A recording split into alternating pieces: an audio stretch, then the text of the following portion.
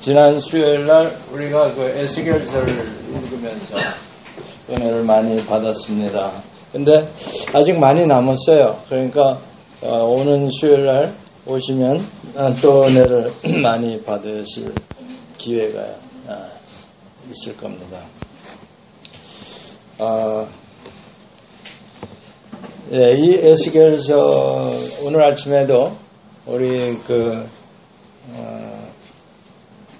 형제가 보낸 그 말씀에 보면 에스겔 선지자가 이 험악한 세상에 보내진 것을 뜻하는 그 말씀을 보냈는데, 사실은요 우리 크리스천들이 전부 에스겔 선지자처럼 이 험악한 세상에 보냄을 받은 대사라, 하늘나라의 대사다라고 생각할 수 있습니다. 그래서 여러분의 삶들이 그렇게 쉽지 않으실 거예요. 잘 모르지만. 그런데 이 세상 원리가 그렇게 되어 있기 때문에 아마 틀리지 않을 거다 이렇게 생각이 듭니다만, 우리가 에스겔서 16장 49절에서 저희가 참 큰 걸 깨닫게 되었습니다. 그래서 지난 수요일날 못 나오신 분들도 계시고, 그래서 다시 한번 우리가 살펴보기를 원합니다. 에스겔서 16장 49절 1172쪽에 있네요. 제 성경책으로는. 다 찾으셨으면 함께 읽겠습니다. 내 아우 소돔의 죄악은 이러하니 그와 그의 딸들에게 교만함과 음식물의 풍족함과 태평함이 있음이며, 또 그가 가난하고 궁핍한 자를 도와주지 아니하며. 거기까지 였습니다만, 사실은 계속해서 거만하여 가증한 일을 내 앞에서 행하였습니다. 그러므로 내가 보고 곧 그들을 없이 하였느니라. 굉장히 무서운 형벌을 주신 것을 기록하고 있습니다.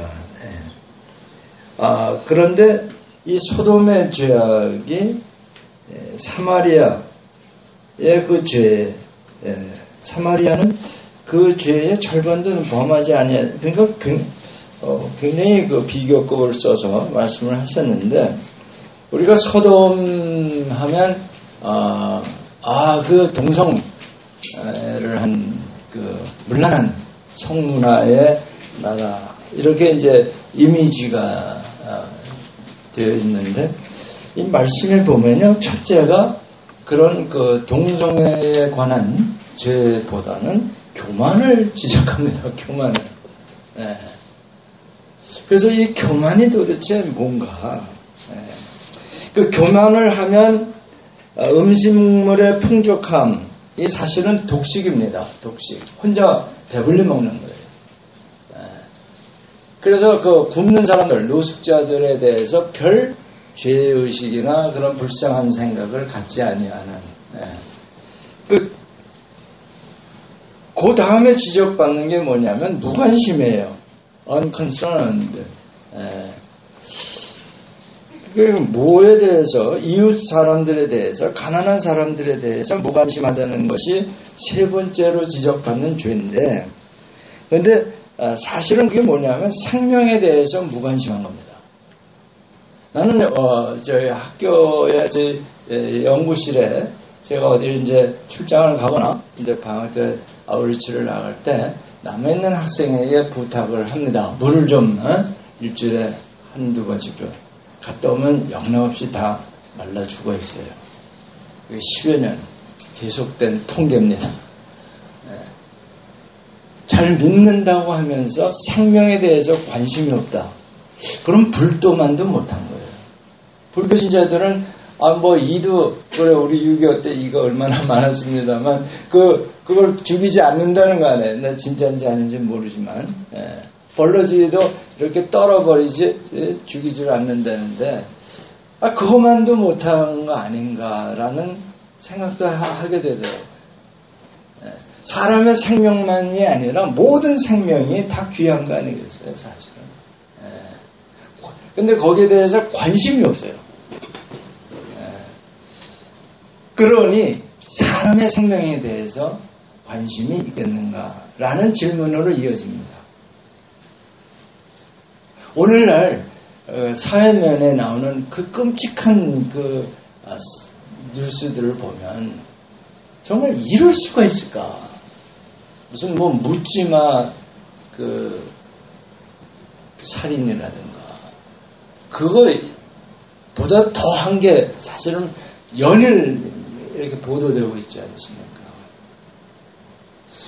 이게 세상이 그렇게 악해졌다는 건데, 그래서 여기서 보면 교만하고 이 독식 혼자 배불리 먹는 거하고 관계가 있을까요, 없을까요? 있는 것 같죠. 왜 그러냐면요, 그 교만이라는 것이 뭐냐면요, 자기가 된 줄도 되지도 못했으면서 된 줄로 착각하는 게 교만입니다. 자기가 소위 말해서 잘나지도 못하면서 잘난 줄로 착각하는 게 교만이에요. 맞습니까?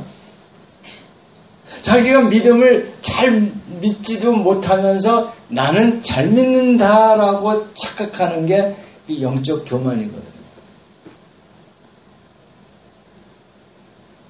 이 교만이라는 걸 제가 왜 이렇게 오래전서부터 그 묵상을 했냐면 제가 태어나기를 교만하게 태어나더라고요. 어려서부터 그 돌 사진도 보면요 아주 오만하게 보인다고 하더라고요. 저는 난 그렇게 생각 안 하는데 그래서 그 교만이 뭐냐 착각입니다.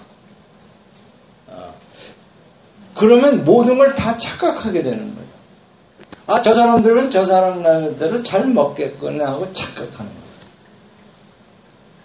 거예요.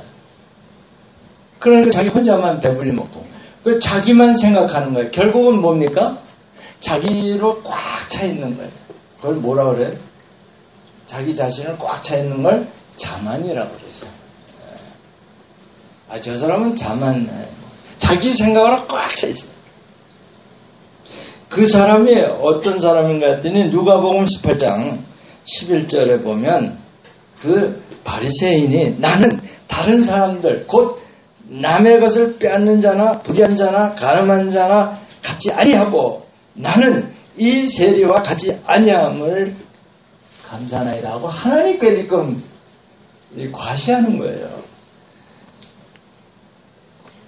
자기 자신의 그 행위로 꽉 차 있어요. 자만. 자신 만만하다고 하는 말이나 사실 마찬가지예요. 네? 자만한 사람은 그 올림픽 게임에서도 보면 실력은 있는데 금메달을 놓치더라고요. 그렇죠? 그런 거 많이 우리 뉴스에서 볼 수 있잖아요. 나는 일주일에 2번씩 금식하고 대단한 겁니다. 하루 금식하기도 힘든데. 내 모든 소유에 11조를 드린다. 훌륭하죠.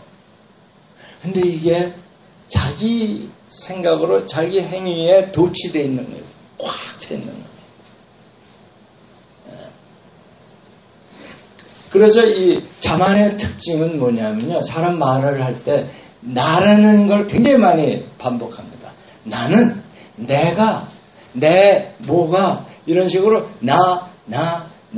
나라는 주어가 끊임없이 나와요. 쉴 새 없이. 나는 이렇게 했고, 나는 이렇게 했고, 나는 이렇게 했다. 뭐 이런, 이 굉장히 자만한. 그 음식 먹는 거에서 그치는 게 아니라 모든 행위에 나를 빼놓고 말이 안 돼요. 주어가 나로 시작을 해서 끝납니다. 그렇게 되면 자연히 주위에 대해서 무관심하게 돼요. 자기를 꽉 차 있기 때문에 다른 사람의 사정에 들어갈 틈이 없습니다. 그 사람의 마음에. 그래서 제가 이제 이 교만은 뭐고 자만은 뭐고 거만은 뭐냐. 그 교만은 착각이라고 그랬죠. 된 줄로 착각하는 거예요. 나 잘하는 줄로 착각하는 거예요. 나 잘 믿는 줄로 착각하는 거예요. 나 잘생긴 줄로 착각하는 거예요. 네. 자만은 자기로 가득한 거예요. 자기 생각으로 가득 차 있어요. 그 다음에 거만이 이 무관심하고 관계되는데 재물을 의지하는 태도입니다. 웬만한 건 다 돈으로 해결할. 돈이면 다 돼. 거만 떨다 보면 거만 떨다. 요즘에 우리가 아우리치를 나갔다 온 다음에 선교사님들이 많이 방문을 해주셔서 덕분에 엔터테인 하느라고 극장 영화를 많이 봤어요. 그래서 암살도 좋았고 이게 녹음 다 되는 건데 그 다음에 그 베테랑도 좋았어요. 근데 그 베테랑을 보니까 돈으로 뭐 다 해결하려고 하는 외로운 경찰관의 그 이야기던데 그걸 보면서 대한민국의 그 가진 자와 못 가진 자 그 갈등이 바로 이런 게 아닌가. 그래서 왜 그러냐면 재물을 너무 의지하는 거예요. 돈이면 다 되는 거예요. 그 거만 떤다고 할 때 재물을 의지하는 태도입니다. 거만은. 거기에 나오는 그 재벌 아들로 나오는 유아인이 참 연기는 잘하더라고. 굉장히 거만을 떨더라고. 그 다음에 여기서 또 뭘 얘기하냐면 사실은 이 소돔에 대해서 동성애 죄에 대해서 성경에서 많이 지적을 합니다. 그게 저기 보면 창세기에 19장 4절에 그게 이제 롯이 있는데 이제 소돔의 그 사람들이 그 천사가 롯의 집에 찾아갔잖아요. 그랬더니 그 젊은이 노인 할 것 없이 모든 남자가 몰려가서 그 집을 둘러싸고 야 너희 집에 들어온 그 남자 내가 우리한테 넘겨라. 우리가 섹스하겠다고 합니다. 공공연한 주장입니다. 오늘날의 그 동성애 무슨 차별법이고 똑같은 현상이에요. 아주 공공의 장소에서 퍼포먼스들을 하잖아요. 뭐가 달라요? 이 소돔의 경우는.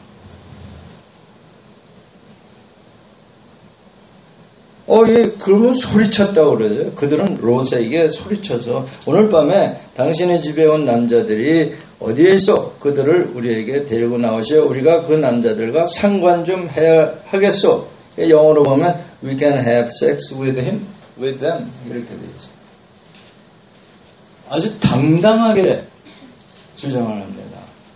이런 죄가 소돔에 만연되어 있었다는 걸 알 수가 있어요. 그래서 이걸 신약 로마서 1장 27절에 보면 남자들도 이와 같이 여자의 바른 관계를 버리고 서로 욕정에 불탔으며 남자가 남자와 더불어 부끄러운 짓을 하게 되었다. 그러니까 이 죄악이 소돔에 있었는데 그렇죠? 분명히. 그런데 이 에스겔 선지자를 통해서 소돔의 죄악을 지적할 때 그것이 아니라 오히려 교만을 먼저 지적합니다. 그러니까 교만한 죄가 더 크다고 우리는 생각할 수밖에 없어요. 그래서 제가 생각을 해봤어요. 왜? 교만이라는 게 뭐 남에게 직접적인 그런 눈에 나타나는 피해를 준 것도 아닌데. 그런데 여러분 생각을 해보면요. 이 교만은 마음으로 짓는 죄입니다. 영혼이 관계되어 있어요. 그러나 이런 성에 관한 것은 육체의 관련된 죄입니다. 그러니까 마음으로 짓는 죄가 더 크다는 거예요. 그 예수님도 형제를 마음으로 미워하면 넌 이미 살인했다고 말씀하셨어요. 도둑질을 한 것보다 더 크게 다루시는 거예요. 우리 생각하고는 너무 달라요. 하나님의 생각은. 우리는 뭐 형제 좀 왕따 시켰기로서니 뭐 그게 대수야. 물질에 피해를 준 것도 아니고 육체적으로 무슨 상해를 입힌 것도 아닌데 성경에서 보면 그게 더 큰 죄악이래요. 그래서 그것이 좀 어떤 태도인가. 그러니까 말하자면 성도착증이 나타나는 것은 뭘까? 만 중에 뭘까? 오만이 아니겠느냐. 오만. 오만이 뭔가 생각했더니 교만한 거, 자만, 거만을 다 합치면 오만이 된다라고 생각이 되더라고요. 즉 착각한 자기를 숭배하는 태도가 오만한 태도예요. 되지도 않은 자가 된 줄로 착각하는 것을 숭배까지 하는 거예요. 확신을 지나서 숭배까지 자기를 숭배하는 그 태도가 굉장히 오만한 태도가 아니겠느냐. 여러분 어떻게 생각하세요? 그래서 자기 자신을 어떻게 보느냐 하는 문제입니다. 이 소돔 사람들이 우리가 죄를 지어서 유황불 처벌을 형벌을 받았는데 우리가 무엇을 잘못했을까라고 혹시 생각한다고 가정을 해보세요. 이 사람들이 무슨 잘못을 회개했을까? 가장 큰 죄가 자기들이 저지른 죄 중에 가장 큰 죄가 무엇일까를 생각해 봤을 때 사실은 자기 자신을 어떻게 보느냐에 따라서 달라질 겁니다. 그렇죠? 네. 그러니까 그냥 외면적인 걸로 자기 자신들을 볼 때 달라지는 그렇게 이 교만이라는 것이 그렇게 크게 느껴지지 않을 겁니다. 그죠? 네. 이게 한문으로 보면 볼 견자, 그냥 쳐다보는 자기 자신을 이렇게 거울에 비친 거 한번 보고서 나는 괜찮다 이렇게 생각을 한 그런 정도의 안목을 갖고 있지 않는가. 우리 스스로 한번 생각해 보기를 바랍니다. 나는 어떠한 안목으로 나 자신을 보고 있느냐. 우리 많은 사람들의 크리스천들의 그 착각이 뭐냐면 나는 잘 믿는다라고 착각하고 있어요. 이 세례하고 똑같아요. 11조도 내고 교회 봉사도 열심히 하고 이 여름에 아우리치 선교 여행도 가고 그러면 됐지 예. 그러니까 외면적인 것을 보는 수준의 안목이라면 실수할 수 있죠. 그러니까 저 같은 사람이 굉장히 위험한 사람이에요. 매주 몇 번씩 설교도 하고 아우리치도 나가고 이것도 하고 저것도 하고 굉장히 위험할 수 있는 위치에 있는 사람이 사실 사역자들이에요. 또 한문으로 보면 볼 관자를 쓰잖아요. 그 세계 관, 같이 관할 때 그 관자가 인식을 통해서 보는 거예요. 깨달음을 통해서 보는. 그러니까 이게 이제 마음의 눈으로 자기 자신을 보는 거죠. 내 마음을 살필 수 있는 그 눈을 가지고 있는.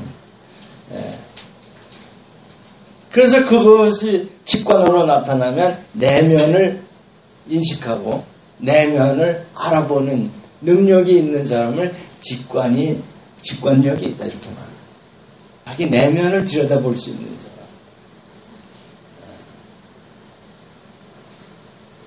그 다음에 통관이라고 있어요. 전체적인 것을 볼 수 있는 이 일의 전체를 종합적으로 보는 능력. 그러니까 부분으로 요건 이렇게 저건 저렇게가 아니라 요거는 조금 잘못된 것이라 할지라도 전체를 살리기 위해서는 그것을 그렇게 크게 다루지 않는 그런 그 깨달음이 있는 사람, 그것을 볼 수 있는 능력이 있는. 영어로 말하면은 perspective, 전체를 볼 수 있는, 통틀어서 볼 수 있는. 내면을 볼 수 있는 것은 insight라고 하죠. 한문으로는 직관이라고도 하고. 그래서 이 자기 삶의 내용과 인품을 결정하는 게 결국은 자기 자신을 어느 수준에서 보느냐예요. 외면적인 나의 그 삶의 모습을 보고서 나를 보느냐, 이벨리에이트 하느냐. 그랬을 때 우리가 살펴봐야 되는 것이 이 만자예요. 교만, 자만, 거만, 오만. 이거는요, 가르쳐 주지 않아도 저절로 알게 되고 이렇게 하게 돼 있어요. 그게 죄성이라는 겁니다. 자기 중심적으로 생각하게 돼 있기 때문에 셀프-센터드로 태어나기 때문에 나 하게 돼 있어요. 그러니까 그 어린아이가 출산할 때 뭐해? 손을 쥐고 나온다 그러잖아요. 움켜쥐고 나오는 거예요. 참 재밌는 거 보면 죽는 사람 쳐놓고 주먹 쥐고 죽는 사람 없어요. 다 피고 있죠. 굉장한 그 의미가 있는 것 같아요. 갈 때는 다 놓고 가는 겁니다. 공수래 공수가 하는데 어떤 아이든지 태어날 때 보면 주먹 확 져요. 그러니까 심지어는 그 간호사가 자기가 손에 손가락 꼈던 반지가 없어진 거예요. 아이를 받았는데. 그걸 한참 찾았는데 못 찾았는데 보니까 그 깐난 아이 손에 그게 쥐어져 있더라고요. 글쎄, 진짜 같지는 않은데 아무튼 그런 얘기를 제가 들었어요. 그러니까 우리 크리스찬들이 그걸 인정해야 돼요. 우리는 원래 죄악 가운데 태어났다라고 그 다윗 왕이 고백하잖아요. 어머니 뱃속에서부터 죄악 중에 태어났다. 그게 뭐냐면 죄성 DNA가 죄성이 있는 상태에서 inherited 쭉 이어져 나오는 거니까. 그래서 우리가 이 교만에 대해서 좀 더 생각해 보고자 합니다. 이 교만을 털어낼 수 있으면 이 모든 만으로지는 죄에서 벗어날 수 있을 것 같아요. 그죠? 교만이 없어지면은 자만도 자연히 사라질 테고, 거만도 사라질 테고, 오만까지도 사라지지 않겠는가?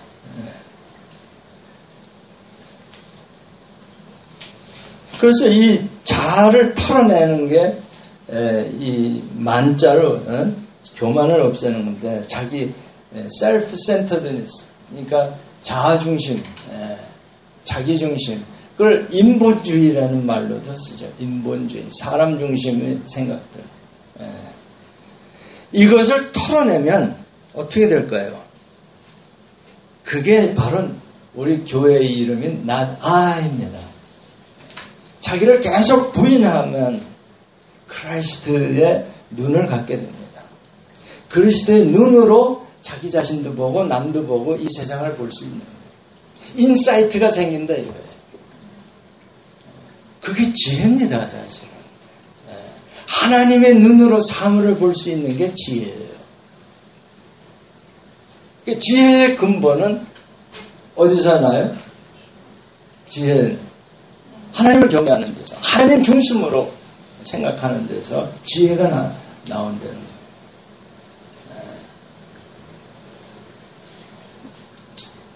그래서 이 교만에 대해서 제가 좀 찾아볼까 했더니 성경에 구약 신약에 너무 많아가지고 하나님의 그 교만에 대해서 지적하는 말씀이 수십 가지, 수백 가지 되는 거예요. 내가 쉬어보지를 않았는데. 네. 사무엘하 22장 28절 보면 주께서 공고한 백성은 구원하시고 교만한 자를 살피사 낮추시리라.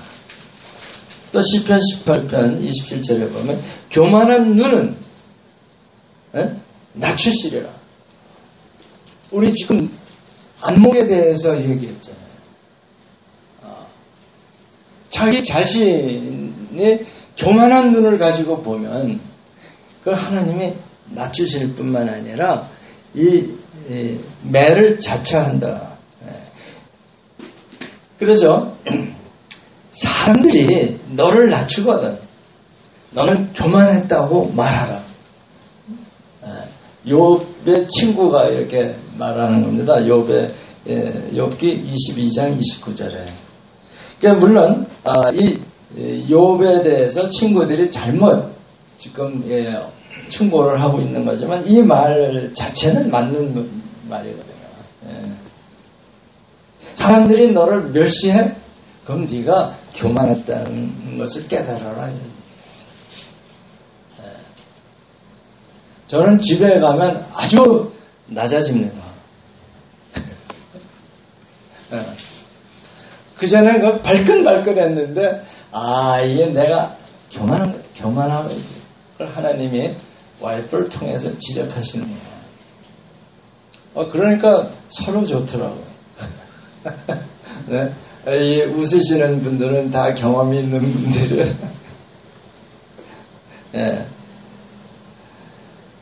그래서 하나님은 겸손한 자를 구원하시고, 그런데 미련한 자는 교만하여 입으로 매를 자청하고. 그러니까 그게 부부 관계든 사회에서 일어나는 간에 미련한 자는 좀 곤란해요. 눈치라도 좀 있어가지고 이 이상 진행했단 좀 곤란하겠다 그러면 얼른 좀 꼬리를 내려야 되는데 그렇지 않고 자기의 의를 자만한 사람들 끝까지 오게 되는데 그 잘하는 게 아닌 것 같아요. 통찰력이 없는 거예요. 통관이 없어. 통관이 자기가 비록 그 자체는 잘했는지 모르지만 전체적인 맥락에서는 틀렸기 때문에 그런 것이 아닌가. 전체를 볼 수 있는 퍼스펙티브 아이. bird's eye라고 하죠. 우리는 건축할 때 조감도 새가 위에서 내려다 보는 것 같은 그 투시들 그리는 걸 조감도라고 그러잖아요. bird's eye. 새의 눈으로 보는. 여러분 일반인들하고 건축가하고 뭐가 다르냐면 눈높이가 다릅니다. 보통 사람들은 자기 눈 높이에서 그 공간을 봐요. 방도 보고. 뭐 고개를 들고 내리고 하지만 대략 막 그게 거기에요. 그렇게 높지 않아. 천장을 못 넘어갑니다. 한마디로. 천장이 막혔으니까 그 이상은 안 보이잖아요. 근데 건축가라면 지붕 위에 눈이 있어야 돼요. 무슨 얘기냐면 집 전체를 보면서 방 배치를 해야 돼요. 눈높이의 차이예요. 눈높이. 무슨 교육 기관에서 맨날 눈높이 교육이라는 말을 한참 쓰는데 그 사실 좋은 말입니다. 눈높이.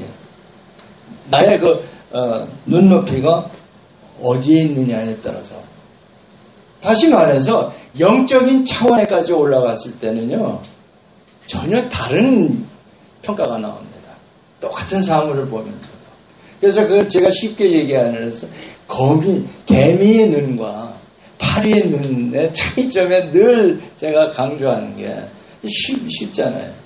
개미는 아무리 열심히 일하고 착한 것 같지만 그 앞에 흘러가는 조그만 또랑을 건너지 못하는 절대 불가능한 문제로 보일 거예요.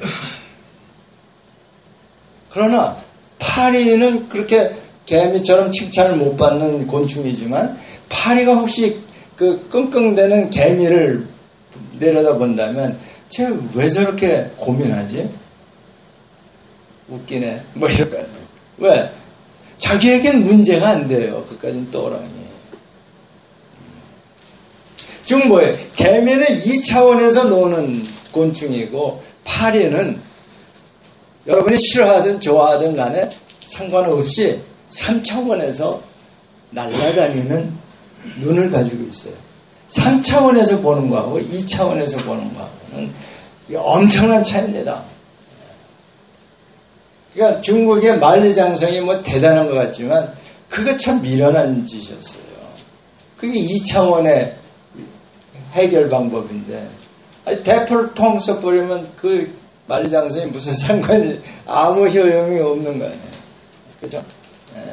그러니까 차원의 문제. 여러분의 그 눈높이가 어디에 있느냐. 그래서 만약 건축가는 뭐 집 한 채를 놓고 뭐 안방을 어디에 놓고 건너방 식당을 어디에 배치하느냐 뭐 이거 갖고 끙끙거리지만 도시계획가는 그 높이 갖고 안 돼요. 동네 전체를 볼 수 있는 눈높이에서 디자인을 해야 제대로 된 마을을 단지 계획을 할 수가 있죠. 좀 더 해서 큰 도시를 우리나라에서 이제 한참 잘 나갈 때 그 도시 설계를 수출한다고 그랬었어요. 그래서 뭐 그런 신청도 받고 뭐 저도 거기에 조금 관련해서 일을 했었는데 아무튼 도시를 다룬다고 할 때는 헬리콥터 정도는 타고 내려다 봐야 되는 거예요. 뭘 얘기합니까? 눈높이입니다. 당신의 눈높이는 지금 어디 있습니까? 육적인 눈높이에서 끝난다 그러면 영적인 이야기는 전혀 알 수가 없는 거예요. 개미가 파리의 마음을 이해할 수 없는 것처럼 여러분이 하나님의 뜻을 알 길이 없는 거예요.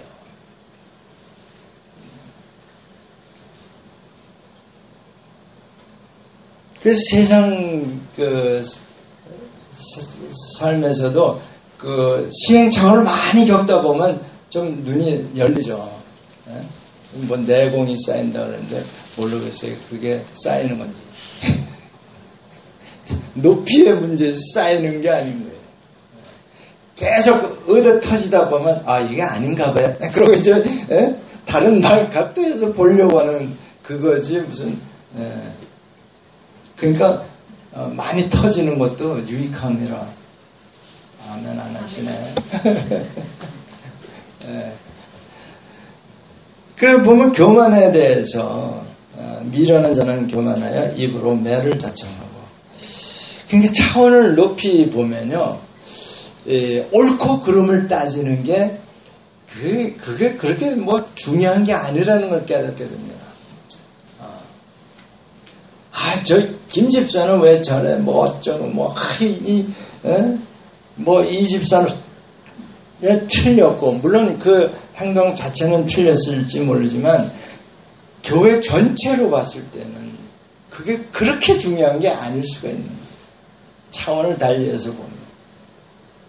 근데 이 회사의 이 일도 사실은 마찬가지입니다. 그 사회 그 경험이 없는 사람일수록 자기 눈앞에 닥치는 문제만을 크게 보고 그거 풀려고 막 하다가 다 오히려 망쳐버리는 경우가 많잖아요. 천연병 변호사 옳고 그름 길이 되다가 보면 다칠 수가 있어. 전체를 아우러서 맥을 짚는다 그러죠. 맥을. 그러려면 눈높이를 높여야 되는 거예요. 삶을 보는 그 눈높이가 정말 인사이트까지 속을 들여다볼 수 있는 사람들의 속을 들여다볼 수 있는 수준까지 가야 제대로 문제를 풀 수가 있는 거예요. 그래서 이 교만을 하면 이 착각을 하면서 이 판단을 하면 그게 제대로 된 판단이 될 수가 없겠죠. 그러니까 교만은 항상 패망의 앞잡이. 거만은 더 넘어져 버린다는 거예요. 거만한 마음은 넘어짐의 앞잡이입니다. 그리고 잠언 21장 4절에 보면요. 내가 이걸 준비하다가 재밌는 걸 말씀했는데 교만한 거가 악인의 형통함과 같다는 거예요. 내가 좀 교만을 떨었다고 악인이라는 거예요. 악인. 아시겠어요? 우리는 그렇게 생각 안 하는데 하나님은 그렇게 보신다는 거예요. 그래서 교만하는 것도 죄고 악인의 형통한 것도 죄예요.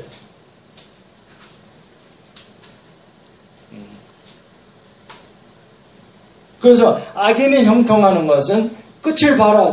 성경에 보면 그렇게 되어 있죠. 시편 78편인가. 끝을 보면 아주 박살납니다. 근데 아무튼 왜 그러냐? 그게 죄이기 때문에. 그래서 교만한 자들의 특성이 뭐냐면 말에 능해요. 말 잘해요. 능력이 안 나타나는 거예요. 그건 뭔 얘기예요? 믿음에 있어서 말로는 잘하는데 실제로 성령의 능력이 안 나타나는 거예요. 말씀이 그대로 이루어지질 않는 거예요. 예수께서 채찍에 맞으심으로 너희가 나음을 입었도다. 그러면 나야 능력이 나타나는 건데 그냥 다 아파버려. 그러면 그게 믿음이 아니라는 거예요. 그냥 말인 거지. 여러분 어떤 목사님은 이런 왜 우리가 성경에 있는 말을 말씀이라고 하느냐. 왜냐하면 이건 말이 안 되는 말이기 때문에 할 수 없이 말씀이라고 불러야 되는데 왜 이 세상 그 생각으로는 이루어지지 않는 이야기가 엄청 많이 나오거든요. 우리 차원에서 이 말씀을 읽으면요 이해 안 되는 게 수두룩합니다. 무슨 처녀가 무슨 애를 낳고 말로 천지창조를 하고 더군다나 그 과학자들은 아니 온도도 안 높였는데 어떻게 맹물이 와인으로 바뀌냐. 물량 불변의 법칙 들어보셨죠? 질량 불변의 법칙. 그런데 어떻게 보리떡 5개하고 생선 2마리가 수천 명을 먹이고도 남자이고 이건 말이 안 된다. 말이 안 됩니다. 그래서 뭐라고요? 말씀이라는 거예요. 하나님 말씀이라는 거예요. 이게 재미있게 하느라고 하는 얘기지만 사실은 그렇습니다. 우리 차원에서 인간 차원에서 세상적인 그 법칙에서는 해결이 안 되고 이해가 안 되는 것뿐이에요. 그거를 우리 세상적인 차원, 즉 과학적인 그 차원에서 그걸 이해하려고 하면 크게 실수합니다. 이단에 나오는 게 이제 그렇게 해서 나옵니다. 억지로 푸는 거예요. 이 세상 법칙을 가지고 하나님의 말씀을 풀려고 하다 보면 이단이 나오는 그게 이제 사도 베드로가 경고한 거 아니에요. 말씀을 억지로 풀려고 하지 마라. 그냥 모르면 모릅니다 하고 하나님께 여쭤보세요. 이건 뭔 뜻인지 내가 모릅니다. 모르는 게 당연하죠. 우리 차원이 하나님 차원이 아닌데. 그러나 성령님이 깨닫게 하시면 깨닫게 됩니다. 할렐루야. 모르는 거를 모른다고 팽개치지도 마시고 모르는 걸 아는 척하고 또 이 세상 자기 가지고 있는 지식으로 막 해결하려고 하지 마세요. 그러니까 어떤 분은요 뭐라고 하냐면 오병이어의 기적을 사람들이 다 자기 먹을 거를 이렇게 꼬부치고 있다가 어린애가 내놓으니까 창피하니까 다 내놔서 먹은 게 아니냐. 이게 뭐예요? 억지로 푸는 거예요. 이 세상적 그 지식을 가지고 차원에서 풀려고 하다 보면 그런 해석분이 나올 수밖에 없어요. 그런데 그분이 누구냐면요 저희 아버님이셨어요. 그분이 감리교의 사례비 받지 않는 전도사를 그때 뭐라고 불렀더라? 금방 또 생각이 안 나네. 그 교회에 열심히 섬기던 분의 젊었을 때 얘기예요. 끝에 가서는 그냥 정말 잘 믿다가 천국에 가셨는데 그러던 분이에요.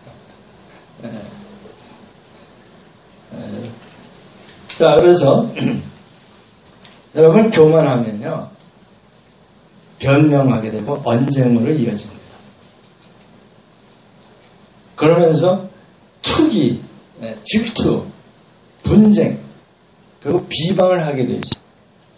악한 생각이 자꾸 떠오릅니다.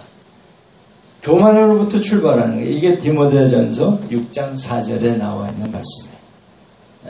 그냥 교만이 교만으로 끝나는 게 아니라 악한 생각으로 이어져요. 그래서 하나님은 교만한 자를 물리치시고 그런 사람이 있으면요 분위기가 다 망쳐버려요. 교회 분위기가 아주 이상해집니다. 교만한 사람이 한 사람이라도 있으면 그럴 수밖에 없는 게 하나님의 은혜를 베풀지 않으세요. 겸손할 때 은혜를 주신다고 되어 있어요. 교만한 자는 대적하신다고 해서 하나님의 손수 나서서 대적하는 거예요. 물리치는 거예요. 부딪히시는 거예요.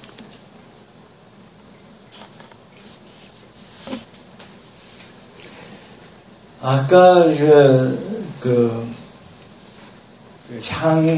옥합을 깨서 예수님의 발을 씻긴 그 이야기를 했는데 그분이 그 여인이 왜 그랬느냐? 예수님이 이 땅에서도 죄를 용서할 수 있는 권세가 있음을 믿었기 때문이다 이렇게 해석을 했는데 아멘입니다.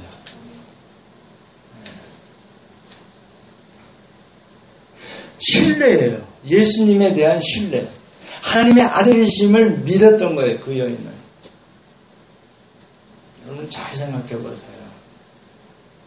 내가 정말 예수님을 신으로 하나님의 아들로 믿느냐. 그러면 모든 것을 다 던져서 예수님을 섬길 수가 있어요. 여러분의 헌신이 안 되는 것은 신뢰가 부족한 거예요. 머리로는 믿는다, 믿고 싶다 이런 정도지 진짜로 믿어지면요 모든 걸 털어서라도 그게 뭐예요? 온 마음과 뜻과 힘과 생명까지도 바쳐서 하나님을 사랑하게 되어 있습니다. 왜 헌신이 안 되냐고요? 신뢰가 없이 뭐예요? 신뢰의 반대가 뭐예요? 우리 김 집사님 의심 안 해요. 의심. 우리 김 집사님이 요약하는데 천재적이에요.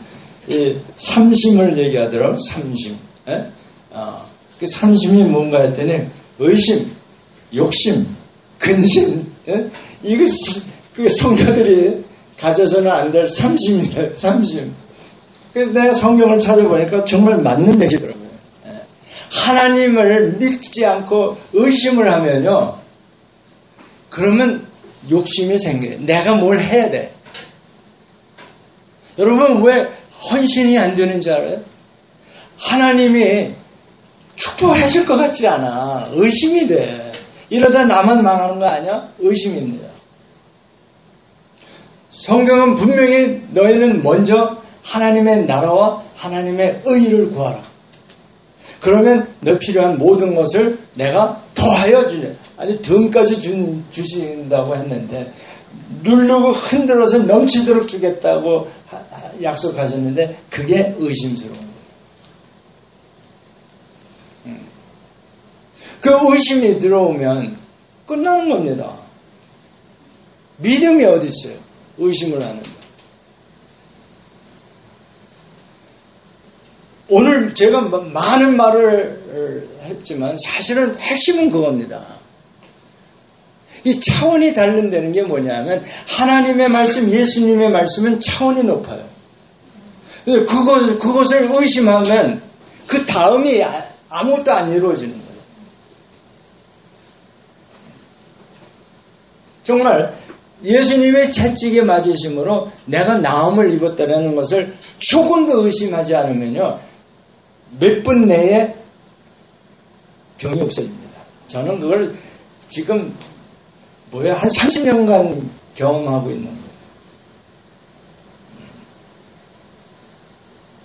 그 예수님을 제가 개인적으로 영접하기 전에는요, 타이런을 없이는 못 살았어요. 왜냐하면 설교하는 사람이니까 고를 많이 써야 되잖아요. 그게 또 굉장히 복잡한 거라 막 지끈지끈한 거예요. 그러니까 그 타이런을, 그걸 안 먹으면 이게 일이 진행이 안 됐어요. 근데 그 말씀을 받은 이후 타이런이 지금까지 먹은 기억이 없어요. 필요가 없는 거예요. 메르스가 오고 사스가 오고 우리 선교 하다 보면 그 근원지까지 가야 할 경우도 있어요. 그 믿음이 생기면 가도 돼요. 이거 의심이 생기면 가면 안 됩니다.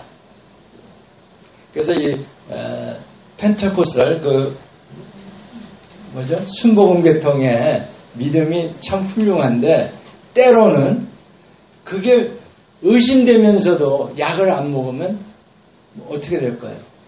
죽는 거지. 그러니까 나는 하나님을 믿으니까 약 필요 없어. 이거 잘못된 거예요.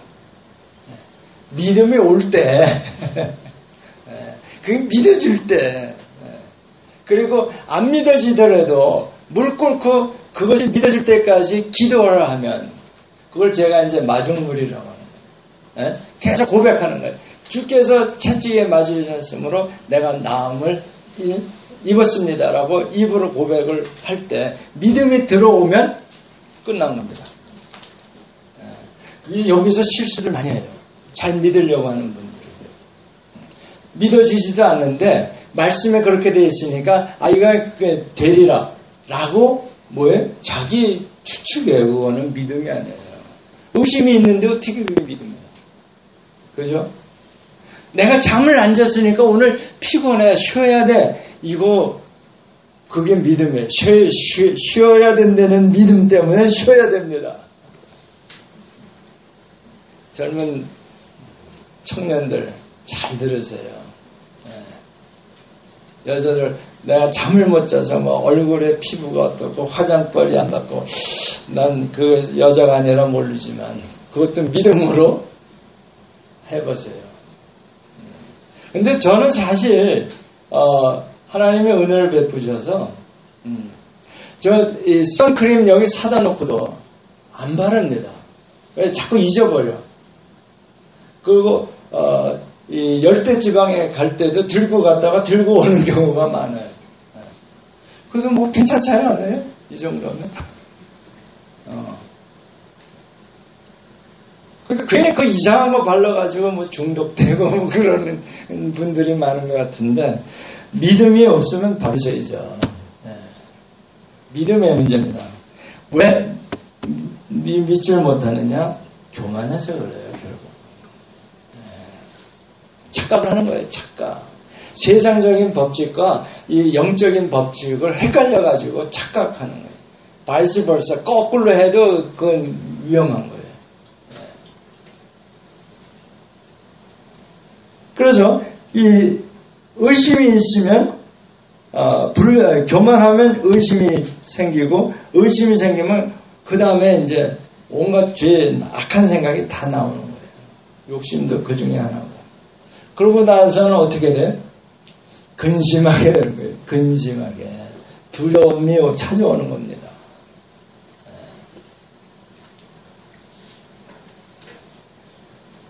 근데 또 오늘은 김 집사님이 대천독 신부님 거기 예수원에 갔다 와가지고 그분이 얘기하는 믿음이 뭔가를 알았다. 또 세 가지 김 집사는 상을 좋아한대. 그래서 뭐 33장 3절 뭐 입을 크게 벌려라 뭐 이런 것만 외우고 그런데 거기 믿음이 대천덕 신부님이 생각하시는 믿음이 신뢰. 그 의심의 반대가 신뢰지 뭐예요. 그렇죠? 네. 그 다음에 욕심을 내는 게 아니라 하나님을 의지하는 거죠. 네. 그 의지를 하면 의지할 정도면은 거기 따를 거 아니에요. 순종입니다. 아주 훌륭해요. 이렇게 두꺼운 책을 이렇게 세 마디로 요약을 하는. 이 대천덕 신부 그 시리즈 그 중에 제 1번인데 제일 중요한 거랍니다. 그게. 네, 알았어요. 힘든. 네, 그대로 하세요. 그대로. 말에 있는 게 아니라고 하니까 능력을 나타내 보여주세요. 다음에는 오늘은 말로 했으니까. 그래 순종 잘 하시잖아요 요즘. 자, 그래서 오늘 그 에스겔서 16장 49절에서 죄악에 대해서 말씀하시지만 사실은 하나님이 이런 말씀을 주시는 건 우리에게 뭐에 소망을 주고 평강의 마음을 주시기 위해서 에스겔서를 저희에게 주셨다고 저는 믿습니다.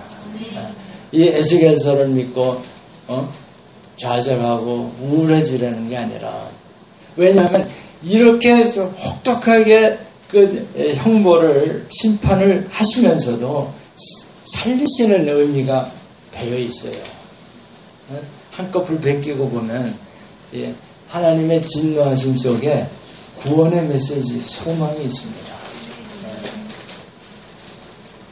그렇기 때문에 오늘 이제 에스겔서 16장 49절 그 소돔의 죄악을 통해서 우리가 이 네 가지 꽉 차 있는 게 있다. 교만과 자만과 거만과 오만이 있다. 그래서 이것을 다스리려면 우리가 눈높이, 믿음의 눈높이를 다시 설정해야 된다. 그러니까 그 믿음의 눈높이를 제대로 잡았던 사람이 여호수아와 갈렙 두 사람뿐이 없었던 거예요. 다른 사람들은 다 뭐 거기 가면 우리 다 죽게 생겼고 그 의심을 하니까 하나님이 우리를 여기까지 끌어내서 다 죽이려고 했나 보다. 그러니까 결국은 근심 속에서 전전긍긍하다가 그 광에서 다 쓰러져 죽잖아요. 그죠? 네. 그래서 오늘 그 나의 마음을 들여다볼 수 있는 그 인사이트를 달라고 우리 기도하시겠습니다. 다 같이 통성으로 기도해라.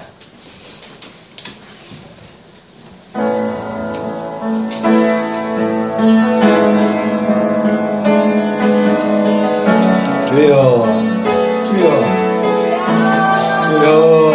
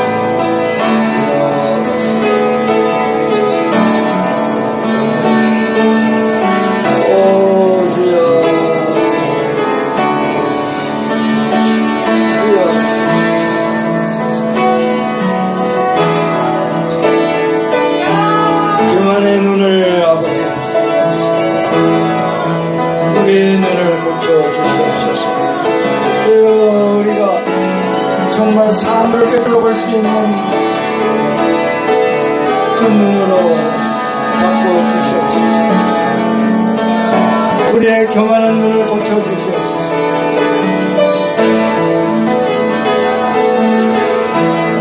오 주여.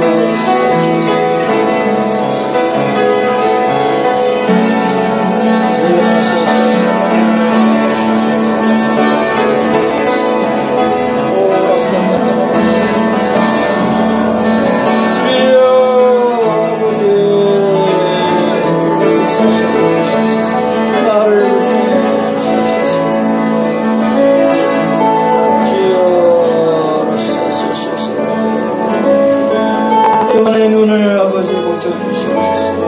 교만의 눈을 고쳐주시옵소서. 교만한 태도를 고쳐주시옵소서. 교만한 마음을 바꿔주시옵소서. 우리의 그 착각을 아버지 고쳐주시옵소서.